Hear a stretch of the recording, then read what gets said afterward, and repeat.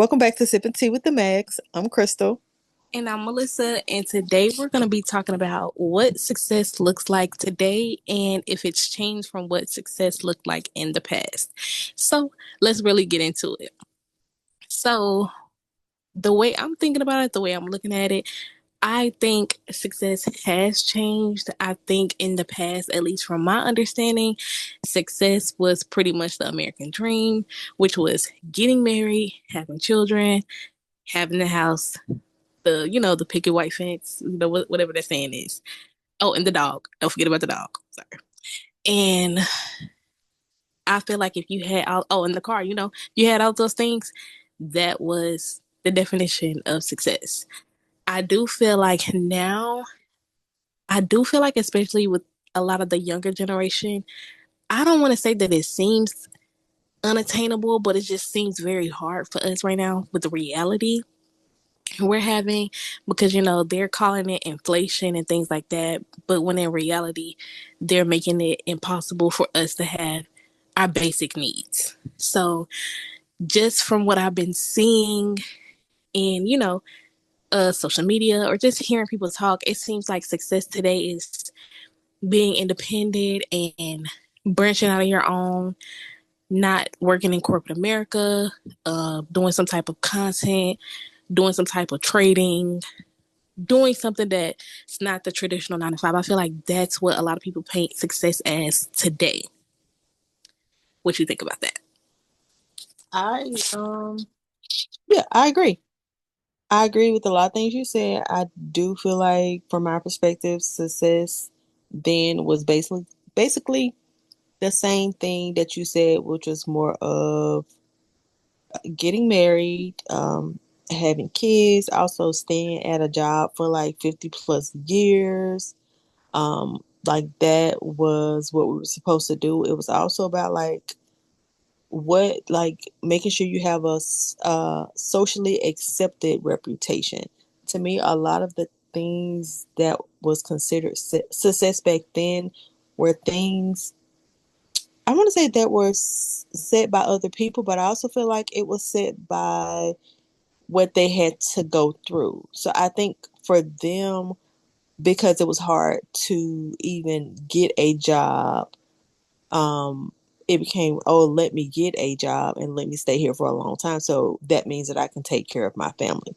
So I think a lot of the basics that they had for success was kind of what, based off of just their version of society. I mean, surviving was based off their version of society at that moment.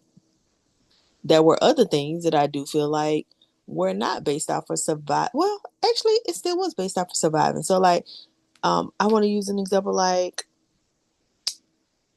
they were more religious at that time than they are here, and I'm putting that into this category as success because it's kind of like at that time, success also meant going to church, having going to church every Sunday looking like you had a relationship with God or whatever your belief system was.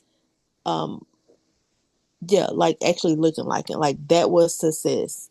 Your job, your family, your your religion.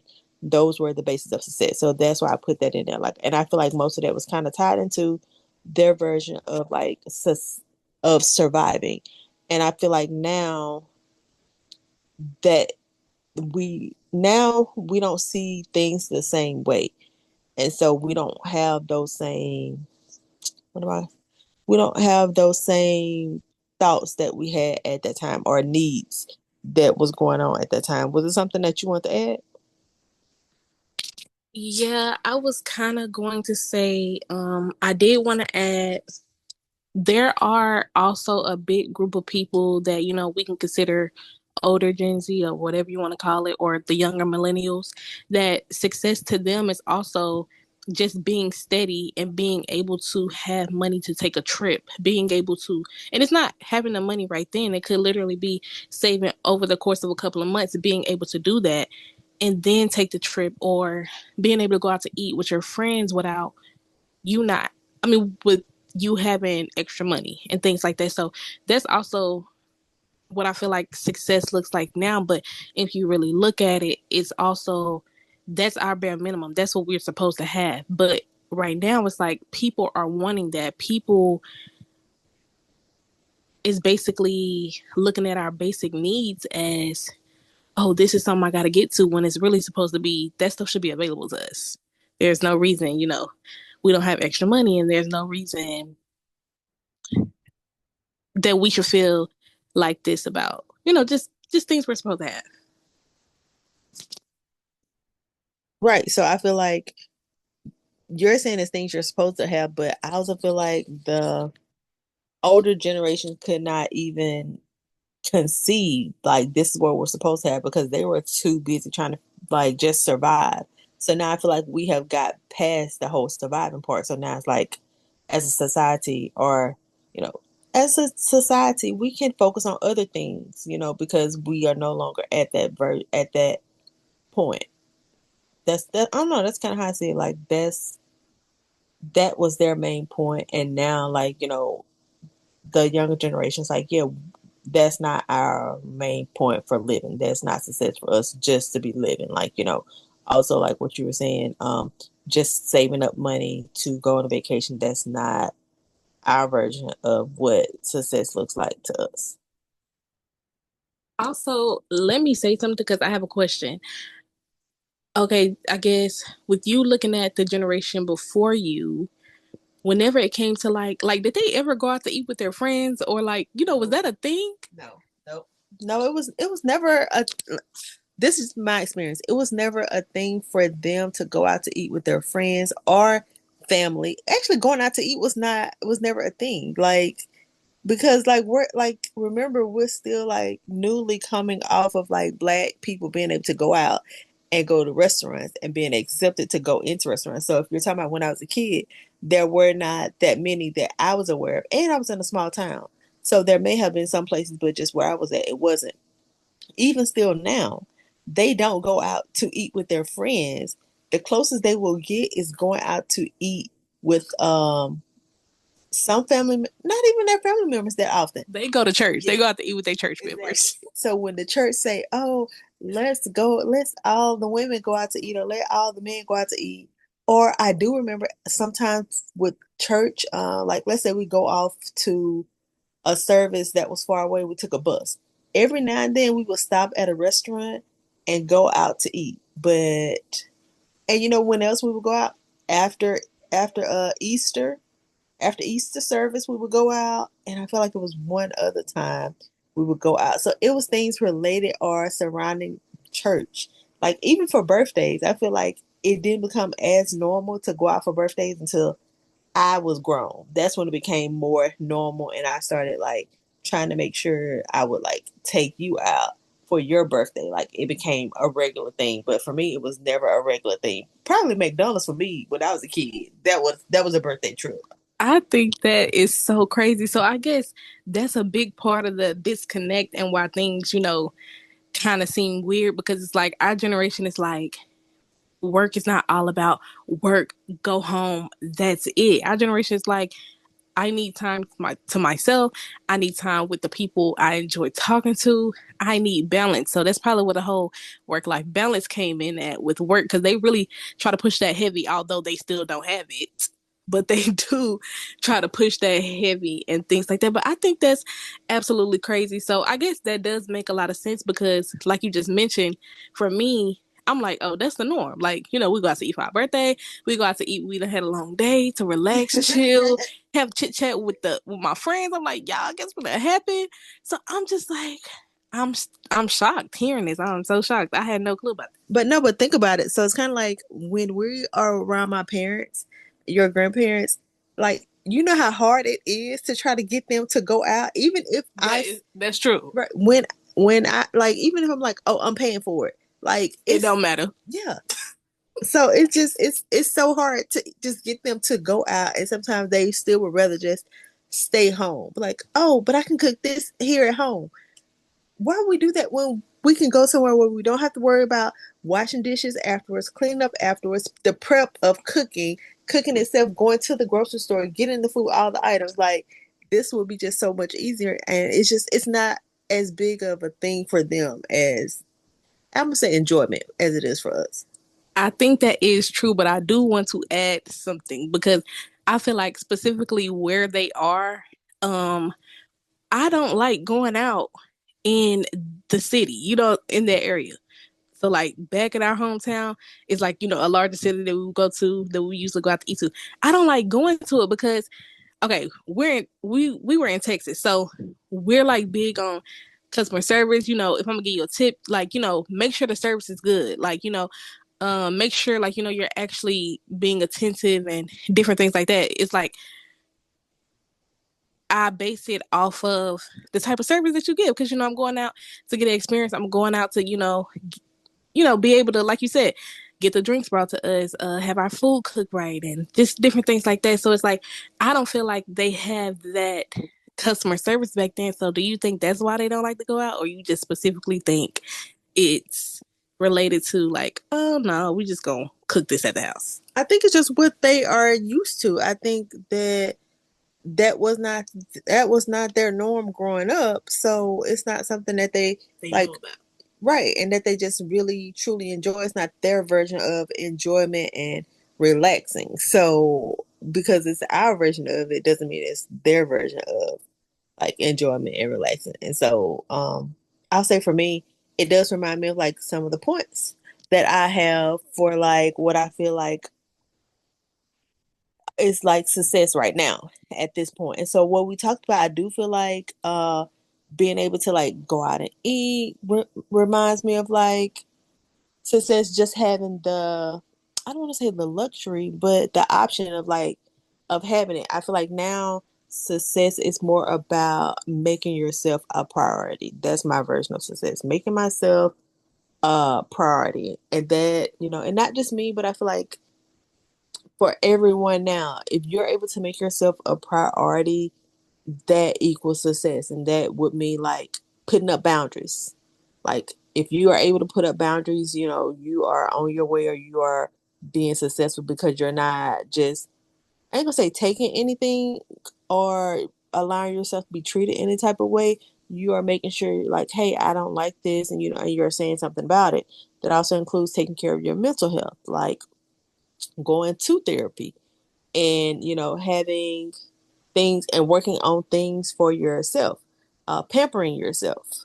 And that's what we were talking about, was like going out to eat. To me, I look at that like pampering myself when I go out to eat. So although I do have to eat, but because and maybe it's still new to me, because it's like, because I'm going out to eat, that's more of a treat to me. That's not necessarily like it's a norm. That's like a treat. It's like, oh, I've had like, a day at work and I don't feel like cooking. So let me go out and treat myself. That's how I see it, especially if I'm going during the week. It's like, oh, this is a treat. Or I've saved some money last week, or I've saved during the middle of the week.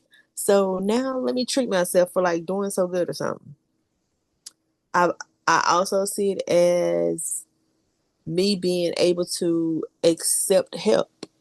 I feel like just me like, hey, I don't have to struggle and do everything by myself is my version of being successful, because I don't have to just wear myself down. I can make things lighter on myself if possible. If someone is offering me help, it's okay for me to take it and not feel like I need to be superwoman.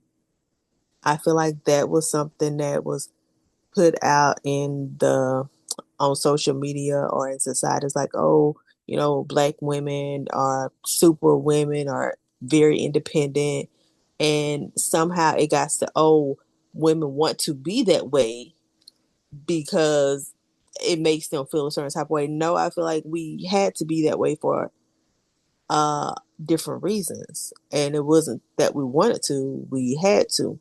But now I'm just, trying to make things lighter for myself.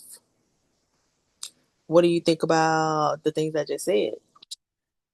I feel like what you said is interesting. And, I never thought of it as like a luxury or success. Like, that never clicked to me because I feel like the generations are like evolving. Because I feel like to us, we see it as that's the standard now. So it's like it's good that y'all are having these thoughts, y'all are working on yourselves and stuff, and it's like us, we have to have this. We need to be regulated. We are not doing that. So I feel like that's something that I never thought about in that way, but I guess you can consider it like luxury. That's what I'm saying. It shouldn't be luxury because it's something that should happen. So I guess I take that part back, but it definitely does make sense. That was it. I think that's an interesting take on it. I don't think about it from that way. So okay, generation period. Yep. I mean, and to me, I also feel like what I also see as success as being able to define things the way that I see them and being okay with stepping out of the norm. Like I said, my perspective of being success from a long time ago or how it was then, meaning when I was younger, was more of, about what was socially acceptable. Now I actually look at it like, let me question everything. Let me see what I can do that is not. I'm not gonna say that's not socially acceptable, but honestly, if something is not socially acceptable, I smile at it a little more because I'm like, yes, good for you doing your own thing. And bear in mind everything that I'm saying, there is exceptions to every rule. I'm not saying anything that has to do with causing a person hurt, harm, or danger to yourself or anybody else. Just put that out there for the extremists. But I'm talking about things that's like, oh, you're wearing white after Labor Day. Yes, I love that for you. I love that for you. First of all, I didn't even know that was a thing. So I'll probably be doing all kind of stuff wrong because I don't even think about stuff like that. Okay, tell me what that's supposed to be. What? Honestly, I can't remember all of it. I remember it's like a tradition or something happens after Labor Day. I can't remember why. I'm trying to like look it up and Google it now because I can't remember what it where it started from. Here. Oh, Oh, I would say, can you look it up why I say this? Because I have actually had people say stuff to me about wearing white after Labor Day. Like, I think part of it was the fact that I actually was cute with it. And so it may have been like a little bit of hating. But also, there are people that are like, yes, these are traditions and these are like rules that everybody should abide by. So, no, you should not be wearing no white after Labor Day. So, have you looked it up yet? I mean, what I'm seeing so far is that they're saying white clothing is generally considered part of the summer wardrobe. So Labor Day is like the unofficial final day for the summer garments. That's what they say. Does that make sense?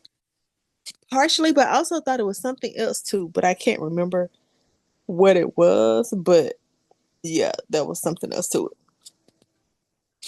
Okay. So yeah, so but I also feel like it's tradition and it's rules and it's norm. And I feel like there are some traditions that have places, there are times and places for some traditions, and there are bases of things that we should look into, and we should not dismiss everything. However, I I'm at the point where I'm like, let's question everything. And even if I don't agree with what you're questioning, I'm gonna smile on the inside at the fact that you are not just going with what society say. And to me, that equals success. That's my version of success is that you taking the time to figure out what personally works for you. Also career paths, like what Melissa was saying earlier, like what you were saying, not working a 9 to 5, like creating your own business. There are so many people that are like just making their own business nowadays. I am so happy for those people that have decided, hey, this is not for me. I'm gonna do my own thing, and they are making it work, and they are happy with it. And so I'm like, yes, good for you, feeling like you just didn't want to do take the that path, and you're choosing not to take that path. I did want to add something before you continue because I wanted to say that that is true. I think there's a lot of rules and there's a lot of judgment around what people should do and it's stopping people from truly, finding their passion, living in their truth. Um I do I definitely do agree with that. It's just like although there's a big push for like content creation and look how easy it is and blah blah blah blah blah, I think that's not the only thing you could do. Like it's like people see that and it's like, okay, let me jump on this because so many people be done made money by now. Let me do this. There's other things that y'all can do don't be so one track minded. So it's just like there's other things out there. Get out there and actually go try stuff. Go find a hobby. Go do all of those things. And lastly, don't care what people think because you're going to be 80, 60, 70, 80, 90 years old being like, man, I wish I would have did that back then. I don't even really care about these people no more. Look at where these people at now. So it's just like, just do it because you want to. Just do it because you want to. That's just how I see it. Yes, I 100% agree with everything that you are saying. And actually, for me, I feel like that's something that kind of motivates me is that I kind of ask myself, I say, like, in 20 years, will I regret the fact that I did not do A, B, and C? Will I look back and be like, I had the opportunity to do this and I didn't do it? Like, will I cringe at myself?